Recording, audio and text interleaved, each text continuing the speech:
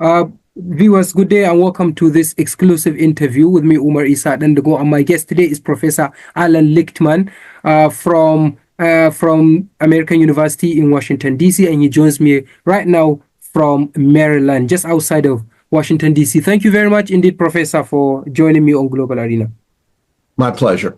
Well, of course, you have a lot of reports have been indicating that you have predicted 9 out of the last 10 presidential elections correctly, even though you dispute. You said that 10 out of 10 correctly.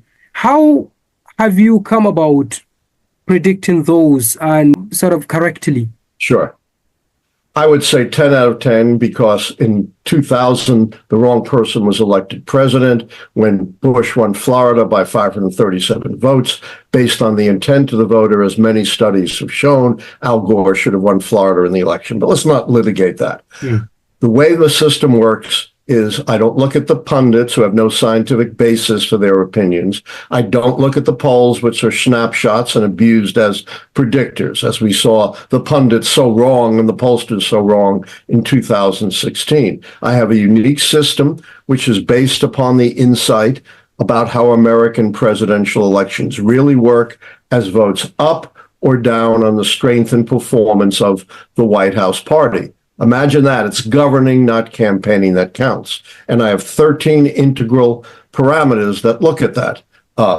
Midterm election results, incumbency, contests for the incumbent party nomination, third-party campaigns, short and long-term economy, policy change, social unrest, scandal, foreign military successes and failures, and only 2 keys relate to the candidates, and they have very high threshold keys asking whether the candidates are those once-in-a-generational, transformational candidates like Franklin Roosevelt or Ronald Reagan. All right. Right now, very recently, you have released your own prediction saying that Kamala Harris is going to win come November 2024. Why do you think the Americans are going to vote for her? What does she have? What is she bringing onto the table that Americans are going to vote her for those things? It's not based on her personal characteristics. Remember, the keys to the White House are gauging the strength and performance of the White House party, basically indicating whether the voters decide that the White House party should be given 4 more years. And the way it works, she only loses if 6 or more keys go against her. And I've made my prediction because she has locked in only 3 keys against her. The mandate key, because the Democrats lost U.S. House seats in 2022. The incumbency key, because she's not the sitting president. And finally, the incumbent charisma key, because she's not an FDR or a or Ronald Reagan, whatever you may think of her. So that's 3.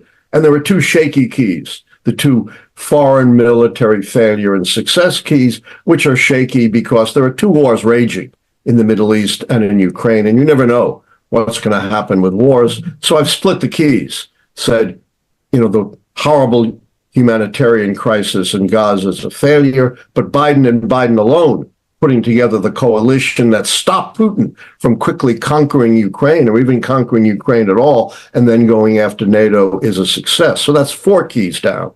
And even if the success key would flip against the Democrats, that would still be only 4 keys down, 1 key short of what it would take to return Donald Trump to the White House and predict Harris's defeat. That's why my system right now, even before the debate, 2 months ahead of time, predicts that we're going to have a path-breaking American president, a woman who is of mixed African-American and East Indian descent.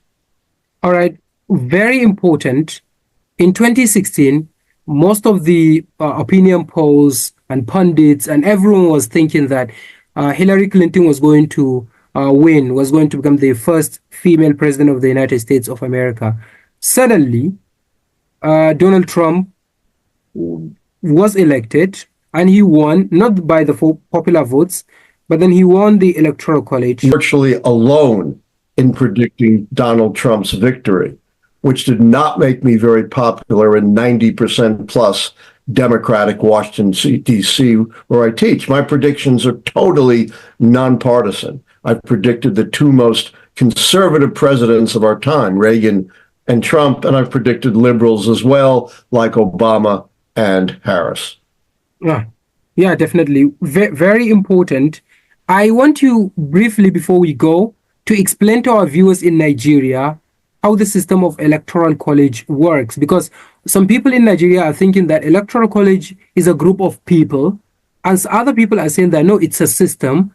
It's sort of a mathematical system where if you have so percentage, this and that, then you end up becoming the US president. Yes. How does it work? A group of people or a mathematical method? US is the oldest continuous democracy, and that's a good thing because our democratic traditions are strong, but are also stuck with 18th century institutions such as the Electoral College. It's not a group of people. It is, as you say, a system.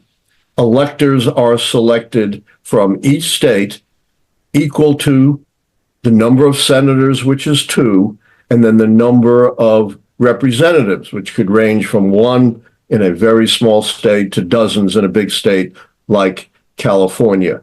And the electors are chosen by the candidates. So you're in effect voting for the candidates.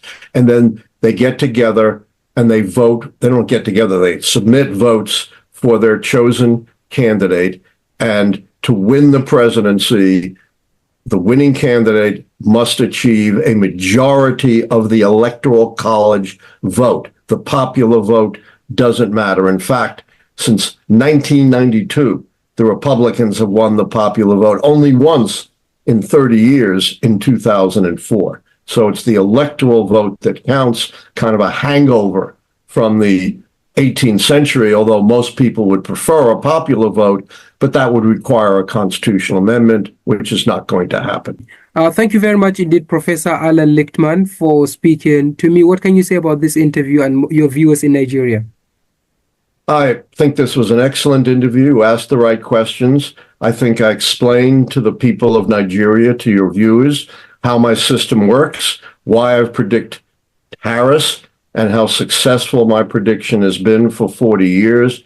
And I've also tried to explain to you how our very strange system of the Electoral College works. Thank you for an excellent interview. Take care. And I hope you will come back after the election to prove your analysis right or otherwise. You know, I'm a human being. Of course, I could be wrong like anyone else. I don't expect it, but it can happen. And you know where to find me. Take care. Thank you very much indeed. Goodbye.